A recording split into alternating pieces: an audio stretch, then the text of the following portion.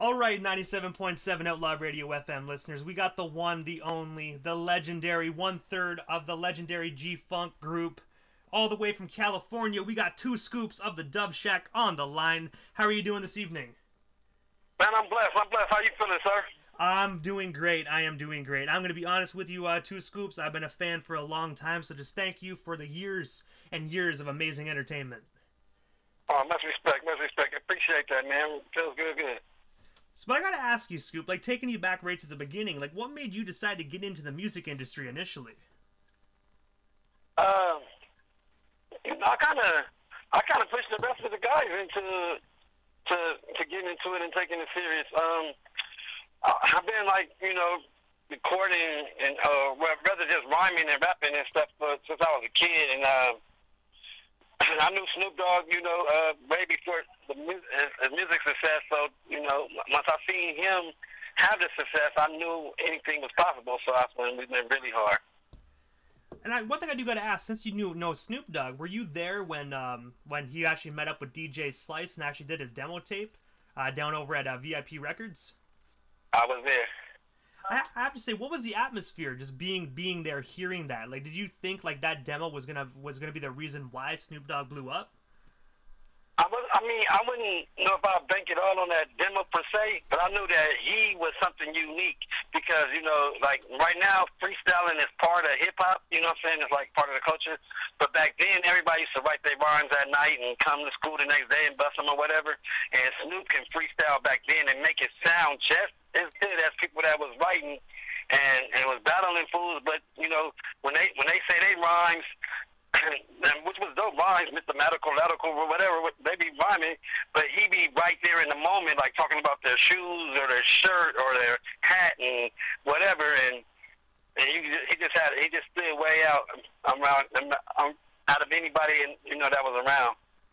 Yeah, I remember watching the G-Funk documentary there that Warren G put together that was on the YouTube Originals, and he was actually talking about how, Snoop Dogg was doing that back in school, and he was probably one of the best battle rappers just actually, in your guys' entire school. Yeah, see, what happens is, when it comes to jokes and bagging on people or talking about someone, he was already did that by himself without rhyming. So if he throw that into the rhyming while he's battling, like he's gonna make you look silly. You know what I mean? He's gonna talk about you while he's rhyming, and it's gonna sound like he wrote it last night. So most definitely, his rap circles around you. Yeah, you have to have your game tight to come see him. I introduced him to his wife back in the days. Like, we go way back. And also, as we already know, you're a member of the G-Funk group, the Dub Shack. I have to ask you, what's the story behind the formation? How did you meet C-Night and Bo Rock? Let me see. It was me and C-Night first. We was in, several groups before we ended up at the Dub Shack. We was, just developing our style and our culture.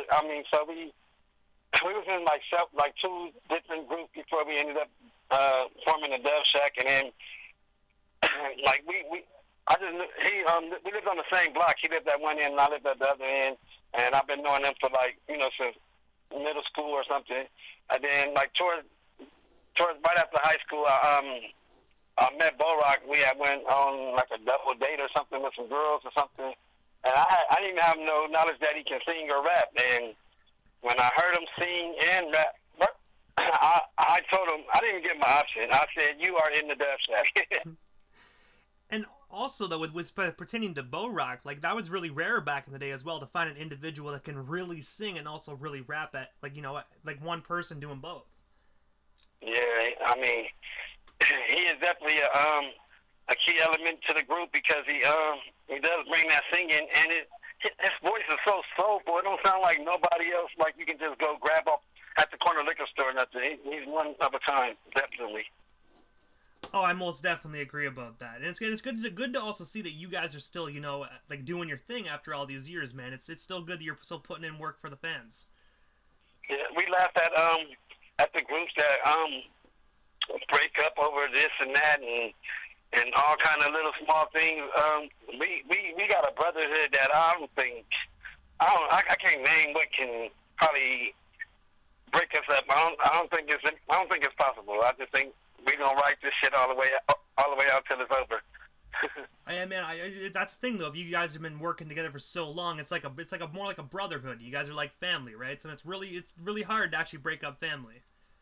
Yeah, my kids call them Uncle Knight and Uncle Rock, and that's what it is. I know they mamas, they know my mama. Like, rest in peace. Like we just we're a tight knit clique. And that's the best way to be, especially within the music industry, man. Of course, of course. And also, you guys made your debut on Warren G's Regulators album in the song The Dove Shack. I have to ask you, how did you guys get connected with Warren G? And of course, what was it like taking part in that legendary record that's still being played, like, today? To be honest, we had no idea that recording this record was going to change our life the way it did, because well, first of all, Warren G is one of our homies. Like, I was there when Snoop was in there making his demos. Warren G and Nate Dogg was there also. So if you knew Snoop, you knew Warren, and you knew the clique of what going on. And so we knew Warren for a long time ago. He took us serious about putting us on his album.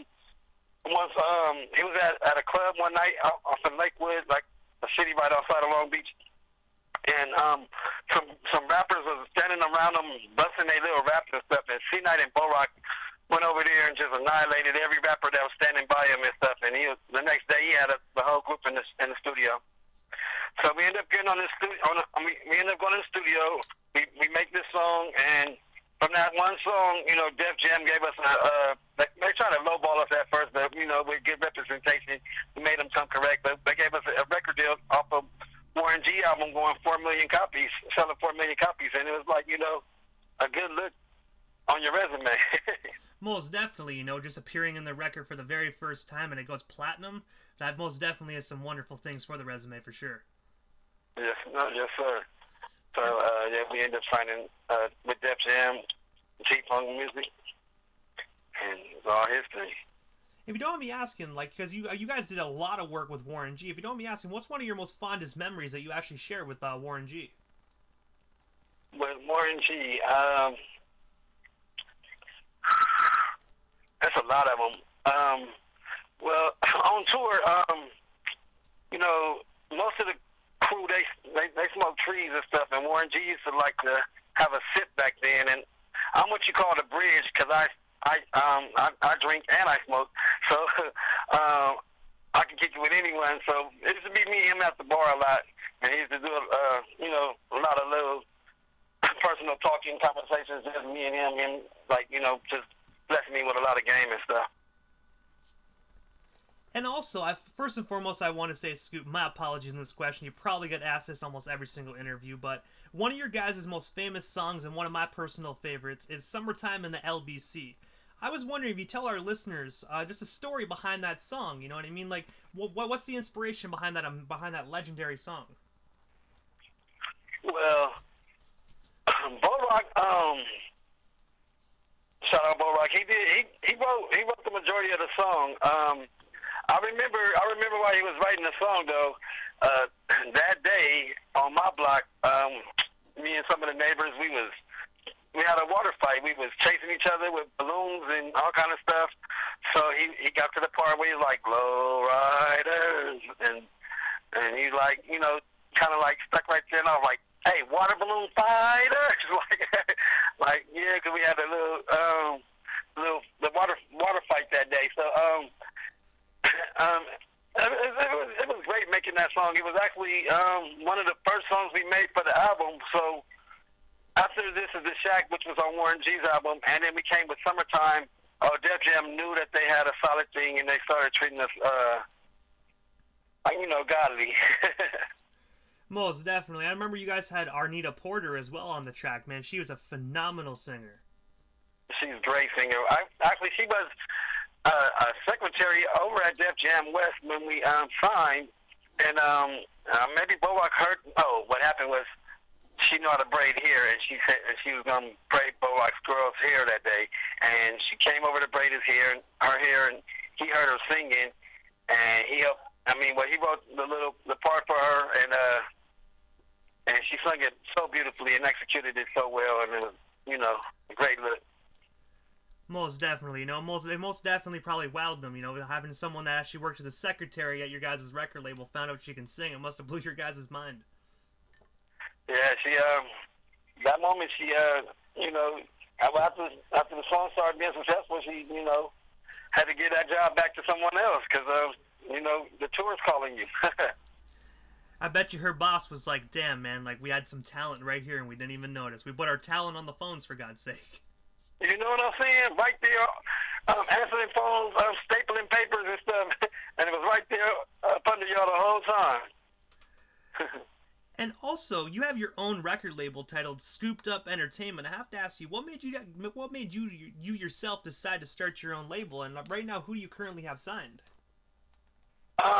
Well, you know, as soon as you get any kind of success in music, somebody's gonna come up to you like, listen to my demo, and you know, I felt like it was a chance for me to like reach back and flag some people to the door that, you know, that got potential and got a lot of talent. Actually, I've been working with my nephew, J Man. He's like 19.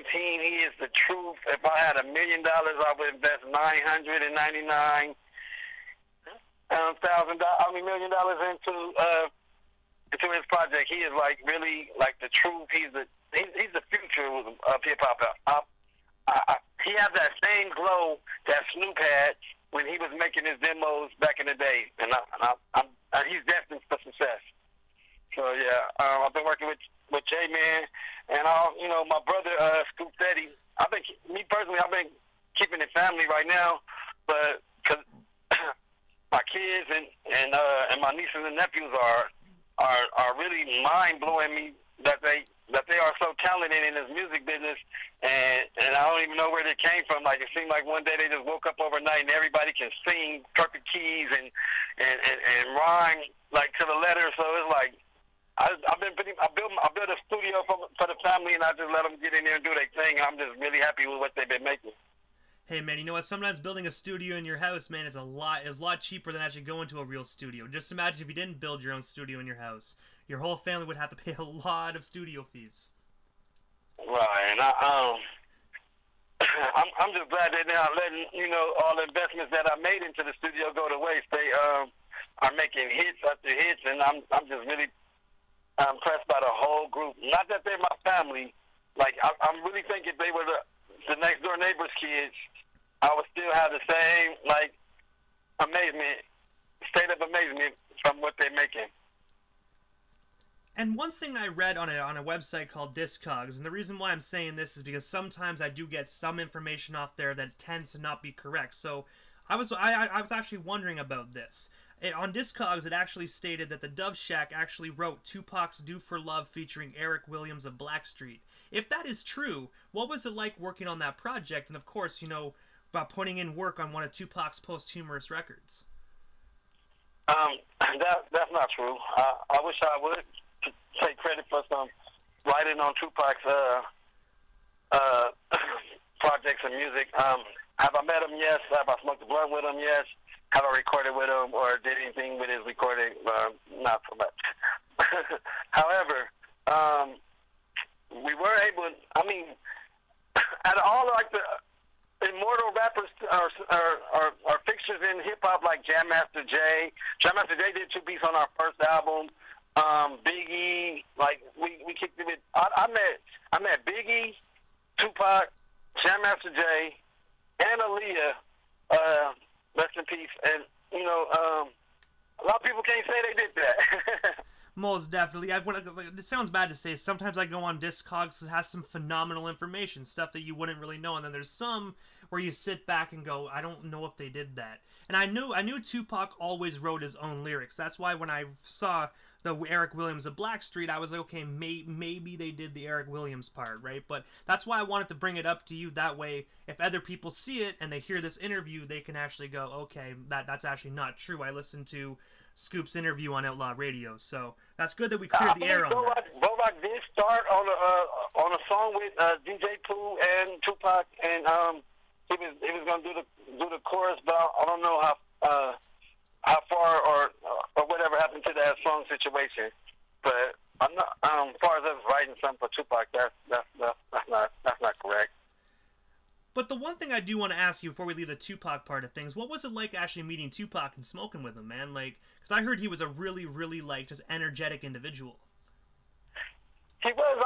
When I met him, I don't know. I was expecting like a 7-foot giant or something like that. You know, when I met him, he was maybe like 6, 7 inches, maybe about 4 or 5 inches taller than me, and wasn't no big heavy set dude. He was just a regular dude, and he was cool as hell. Like, you know what I'm saying? Like, very energetic, bouncing all around the room. Kind of like E40 to a sense, because when E40 gets to talking, I don't know it don't matter who you are, you're gonna listen because he's gonna say some shit that you ain't never heard before, and that's how I was with Pac. And also, you actually released your own solo record in 2010 titled It's About Time. Can you tell our listeners a bit more about that amazing record? And is it still available to be purchased today? Yes, it is available to be purchased today. Well, in 2010, the whole group branched out. We all did solo projects and came back the following year to work on our second album that we released overseas. But there wasn't no like dysfunctional things going on in the group. We all feature on each other's album and stuff. But yeah, It's About Time was like my outlook on hip hop and what my suggestion to the music. And it was great to make it. I worked with some real good people on there. I'm very happy with the outcome of the project. It sounded like how I wanted it to sound. It was about time for so many things that you could feel the blink in. It was it was about time for a cure for the common CD. It was about time for some real melodic melody music. You know what I'm saying? And lyrics. Like I went all kind of places with my lyrics. I told stories and all kind of things. And I have to say, one of my favorite tracks off that record is actually, I think, I want to say it's track 14 or 15. It's titled Never Hurt You. It's actually featuring Little Half Dead, man. I have to say, you and Little Half Dead, the chemistry on that song was actually phenomenal. Yeah, I like that song as well. I think one my favorite one is. Well, I have Nate Dogg on that song, and on that album as well. And we was able to record with him like one of the last songs before he got sick, and he blessed us with some jewels. Like, that song is like timeless. I can play it right now, and it sounds like he made it yesterday. And I just love Nate Dogg for that. He was like one of my realest partners from the Dogtown. I love. Rest in peace, Nate Dogg. I do want to say my sincere condolences to you and the rest of the Dove Shack on the loss of Nate Dogg, man. Such a phenomenal, talented individual. Yes, sir. Yes, sir. And if you don't mind me asking, whereabouts can our listeners actually snag themselves a copy of that record? Because I have to say, man, our listeners need to get themselves a copy because that CD's phenomenal.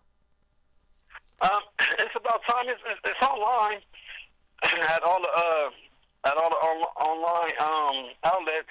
But if they want a hard copy, they can just hit me on my Instagram or my Facebook, which is everything is scooped up ENT, and I'll shoot one right out to them. That on top of other merchandise that we have, for purchasing.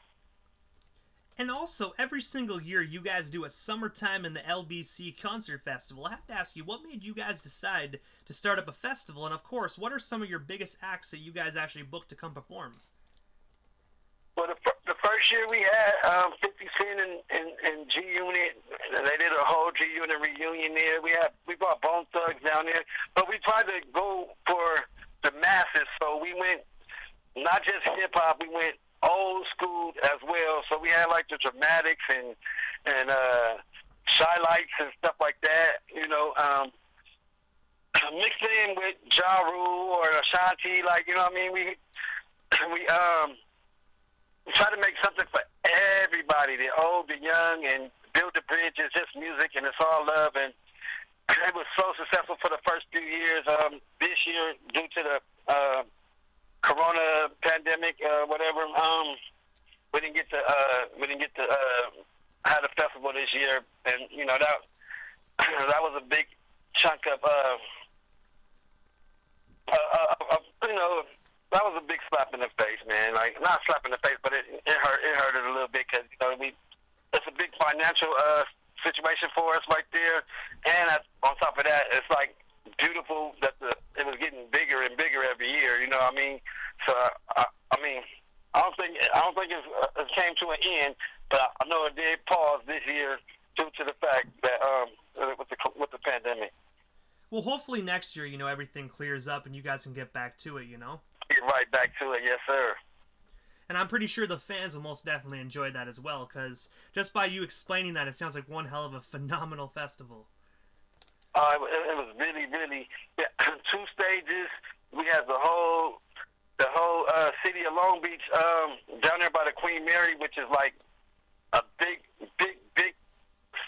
venue where it was packed on both sides, and you know, the first year I kind of got choked up before I went on stage because it was everything that I ever wanted and dreamed of, to perform in Long Beach to the masses. It was a dream come true, yeah. And also, in 2016, the Dove Shack did a song for Almadina Records in Japan, titled Gangster Love. I have to ask you, what was it like recording that song out in Japan? And of course, how did you guys get connected with that record label? Shout out to Japan. We you know, while we was on tour, we made some connections, and we got a lot of friends over there in Japan.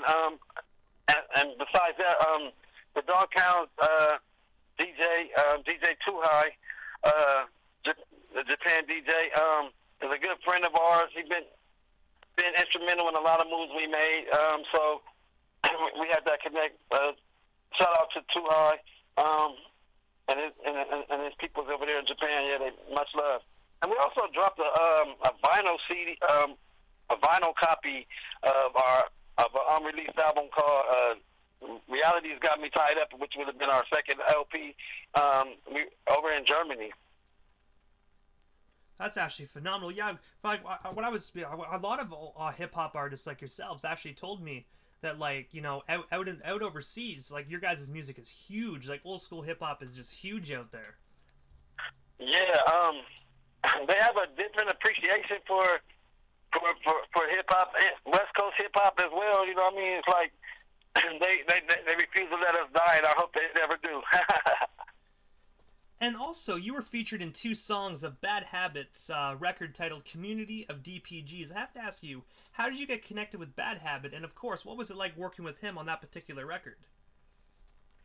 Well, he had reached out to me on social media or something, and at the time I was coaching the 9 and 10-year-olds for Snoop Dogg's football league over in San Bernardino, and I didn't have enough coaching staff and stuff, so I asked him to come over and assist me. He had a million little boys that could join the league as well, so he brought his boys over to play football, and he was, you know, my assistant coach, and the music came right after that, where he can just email me a track, and I'll bust on it and email it back to him, and our little collaboration, in my eyes, came out very successful. We just made one recently, like about 2 or 3 weeks ago, about Long Beach, me and Bad Habit. Still good friends. Shout out Bad Habit. And also, previously I have interviewed Bill Rock and C-Night, and they both actually mentioned about a brand new Dove Shack record. I was wondering, if you're allowed to, because I know you can't release a lot of details pertaining to it, but if you can tell our listeners a little bit more about that, and also, of course, well, what can we expect from that particular record when it does release to the general public? This is what you can expect. You can expect a change in music, because we did stay with our basics with the soulful, melodical sounds, but it's been updated. And in my opinion, it's some of our best work today. We came together, and it's a phenomenal project. Like, we got the production on there by itself stands so far out there, and Borak, with his vocals and the maturity that he has gained over the years, he doesn't hold nothing back, and it's just like, every song is great. I don't think there's one song that the fans are gonna fast forward. Like, it is so awesome, and it's not just because I'm part of the project. I'm telling you, like, it's really competing with anything that's out there right now. And I have to say, you know what I mean? Me personally, outside this interview, I'm a huge Dove Shack fan. So just hearing that us fans actually get to, you know, experience another Dove Shack record when you guys are all like older and whatnot, I'm excited for it. It sounds like a phenomenal project, and I can't wait for it to drop. Yeah, what we're gonna do right now is in a minute we're gonna release it to just on a promotional basis, where if you buy some of our merchandise, either via our barbecue sauce or our T-shirts or hats or something, you'll get a free download card where you can download the whole album and a video, and that's like to the first 100,000 people before we release it to the entire public. Is once you buy some of our merchandise. Any merchandise, you get the download card, which features the entire album and one video that we did called Hustle and Grind, which will probably be our first single. Is that actually like is that actually happening right now? So if individuals can like hit one of you guys' up, get some barbecue sauce or some merch, would they get that download code with their order if they order it today? Yes, sir. Well, actually, I think it starts October 1st is when the promotion starts, but it's set up for today. Hey, well, you know what? October 1st, Scoop, I'm going to hit up your DM. I'm going to get me some barbecue sauce and probably a T-shirt. You feel me? Hey, man, I'm going to say this for the fact. I'll bless you one just on the strength, man. I like what you've been doing for me and my group, keeping us relevant. And, you know, it takes a village to raise a family. I mean, to raise a kid. Well, it takes an industry to keep your career alive. And, you know, and I got to appreciate everybody that puts any kind of help into keeping mine alive. And I thank you for that. Hey, man, you are most certainly welcome. I'm going to say, right here on Outlaw Radio FM, your music is always spinning. We got some of the old stuff, some of the new stuff, and some of your guys' solo work in rotation as well. So every single day, you know, people most definitely hear the Dove Shack. Yes, sir. Yes, sir. You got to, when we get offline, I got to give you, send you some of my nephew's music. I'm telling you, for you want to hear that, I mean, for you can see that I'm not just talking, that the music speaks for itself, that it is very, very, very ahead of its time. Most definitely. Once we head off, I'll actually DM you the email, and once you send it over, I will start playing it in the station's rotation immediately. Appreciate that. And I gotta ask you though, Scoop, what's next for you? Other than the brand new Dove Shack record that sounds phenomenal, you know, I already said that, but I had to say it again. What's next for you? Is there any solo work, anything else you want to promote? We still have you here live on the radio station? Well, I do have my clothing line. It's called Scoop It Clothing. And I got, and I'm really proud of that. And I also got production. So during the pandemic, the quarantine, you stuck at home, I really focused and zeroed in on my production skills, and my music that I'm creating is in its own lane, and I'm waiting to see how it can flourish. And I already had a few artists record on some of my tracks, but I'm trying to get it up there to the masses, and I think I'm on my way. So I'm going to get more behind the scenes and, see other people shine. Anything I can help to do that, whether it be production or I've been doing videos. I do videos. So I'm really supposed to start a one-stop shop type of organization where we can take low-budget projects and making them look like a big-budget project. And so, Scoop, this is the time in the interview, just right before we wrap things up, that I give a chance for the individual that slides into the radio station airwaves, just a chance to give shoutouts to whomever they want to give shoutouts to, and of course your social media handles. That way our listeners can follow you and stay updated on everything you're doing, and of course the Dove Shack as well. Well, all my handles are from Instagram to Facebook. Everything is Scoop Up ENT. You know, like a scoop of ice cream. Scoop Up ENT. SCOOPEDUPENT. And you know, I just want to give a shout out to you, man. I appreciate you for having me today. You know what I'm saying? Thank God for keeping my heart beating and my fingers tapping and everything like that. And you know, and all my fans, we love y'all. I want to say, Scoop, again, you are most certainly welcome. And I got to give a shout out to you for just taking 30 minutes out of your busy evening to come on my station, man. I've been a fan of you guys for a long time. I think I wore out about 3 or 4 copies of the original Dove Shack record. So your music most definitely made a positive impact on me growing up. You know what I mean? So just thank you so much for the music you did, just everything you guys have done, because you guys brought such a unique sound and made it like just made it a one hit. You know what I mean? It made it phenomenal. So thank you. I appreciate that. That means a lot. It means more than what you know. Most definitely, 2Scoops. But I won't keep you. I know you're busy, man. But thank you so much. Have yourself a wonderful night, and most definitely try and stay safe out there in California. Same to you, sir. Have a blessed one. You as well. Thank you.